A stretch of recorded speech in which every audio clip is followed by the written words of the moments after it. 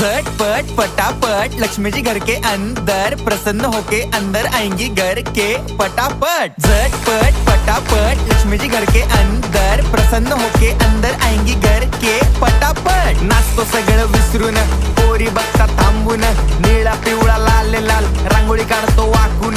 सणासुदीला रांगोळी काढ, भाऊचा बर्थडे रांगोळी काढ, नवीन वर्ष रांगोळी काढ, कलर उरला रांगोळी काढ।